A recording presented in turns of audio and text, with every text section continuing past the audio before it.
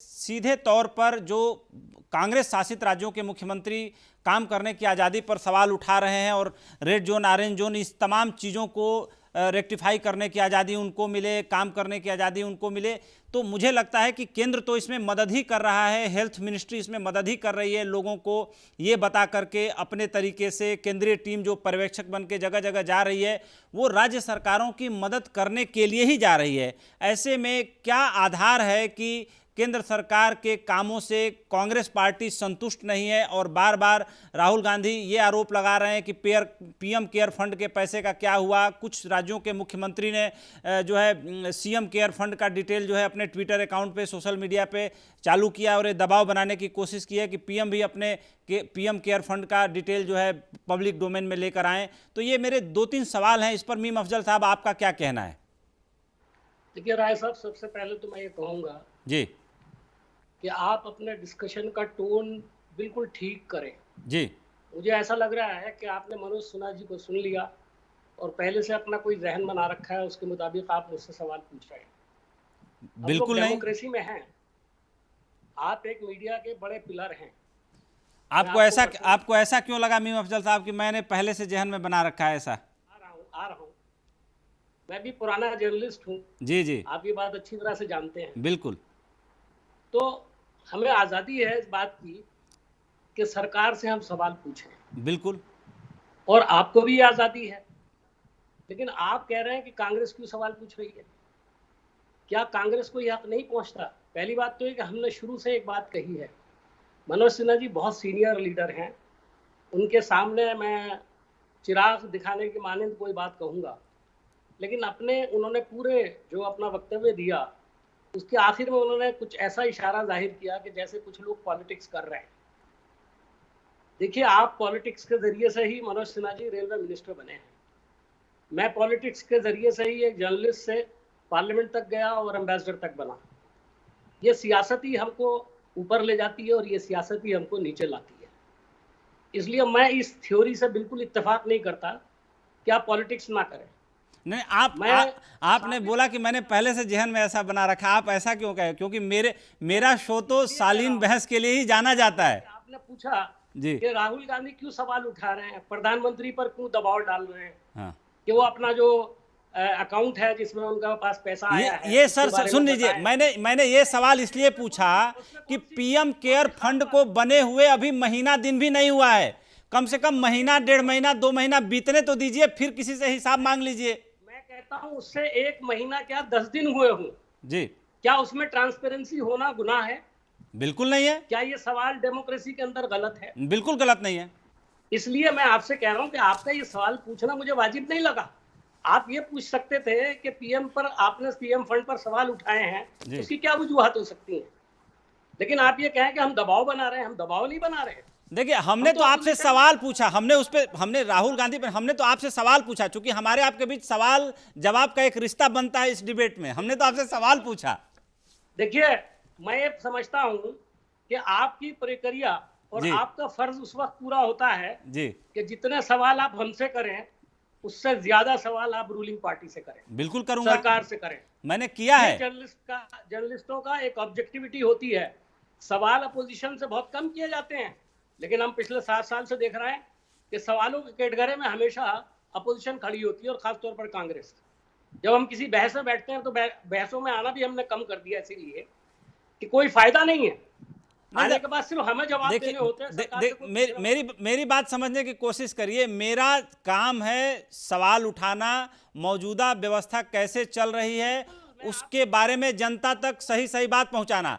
मैंने आपसे 2 सवाल पूछा। एक सवाल ये पूछा कि पीएम केयर फंड पर सवाल उठाने का आधार क्या है, और कांग्रेस शासित राज्य जो है केंद्र के किन बातों से सहमत नहीं है, वो क्यों विरोध करते हैं। मेरा ये 2 सवाल है, मैं इस पर आपकी प्रतिक्रिया चाह रहा हूं।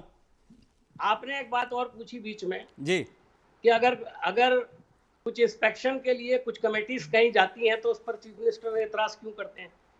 मुझे बताइए कि इंस्पेक्शन के लिए जो कमेटीज बनाई गई थी ऑब्जर्व करने के लिए, ये किन स्टेट्स में भेजी गई थी?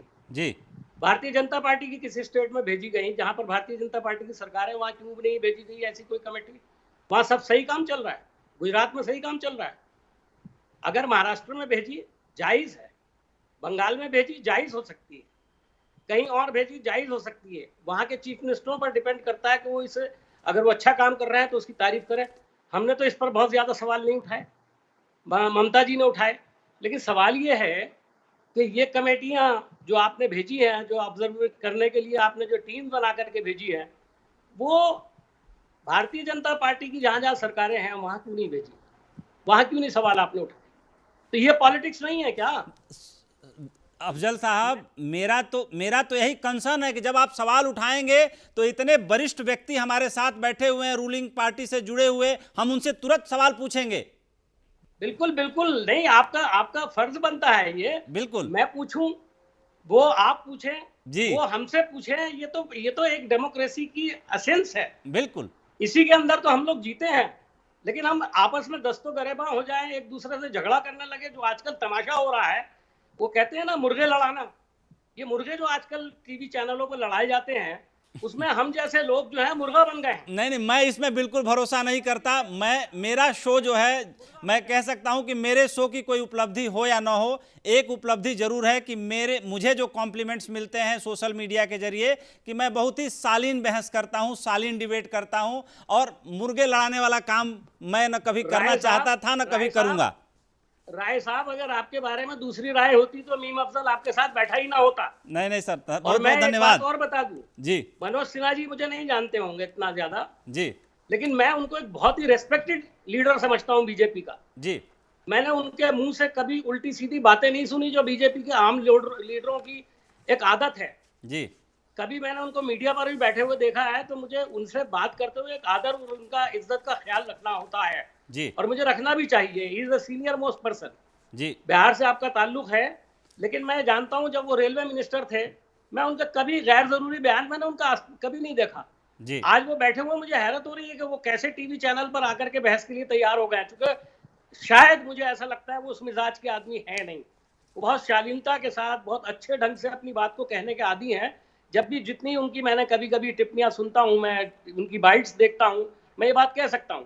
इसलिए मुझे खुशी है कि मुझे मौका मिला आज आपके यहाँ बात करने का।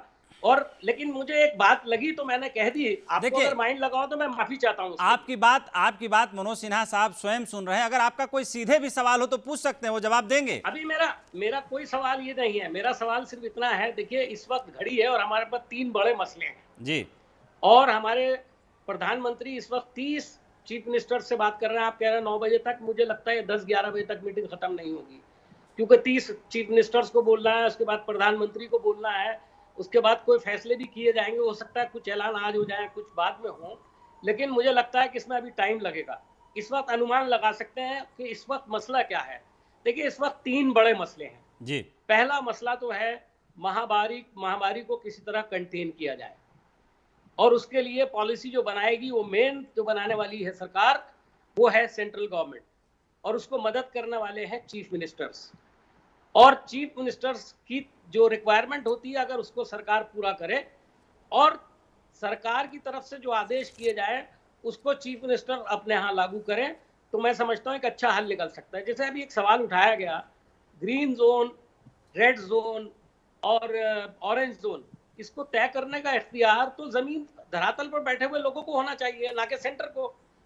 लेकिन आपने बनाए हैं उस तरह की, उसमें बहुत से चीफ मिनिस्टर को एतराज है कि हमारे यहाँ जो रेड जोन नहीं होना चाहिए तो वो रेड हो गए, जो ग्रीन होने चाहिए थे वो रेड हो गए, जो रेड होने चाहिए थे वो ग्रीन हो गए।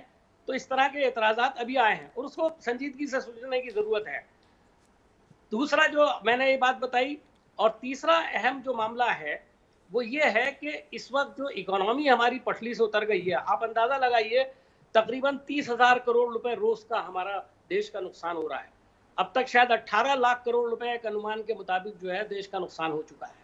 हमारा बजट शायद 3.5-4 लाख करोड़ का होता है एक साल का, और अगर आज हम 18 लाख के बजट के खसारे में एक तरह से जा रहे हैं, नुकसान में जा रहे हैं, तो इस व्यवस्था को ठीक करने में वक्त भी लगेगा और बहुत सोची समझी, बहुत देखभाल करके कि स्ट्रेटेजी बनानी पड़ेगी।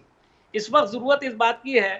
और तीसरा सॉरी, ये दूसरा था, मैं तीसरा एक मसला, और तीसरा मसला जो नया पैदा हुआ वो हुआ प्रवासी मजदूरों के पलायन से, या उनके जाने से, या उनके ना जाने से जो पैदा हुआ है। अगर शुरू में देखिए, ये बार बार कहना अच्छा नहीं लगता है, क्योंकि हमारा मकसद सिर्फ क्रिटिसिज्म करना नहीं है। हमने बहुत मशवरे दिए हैं।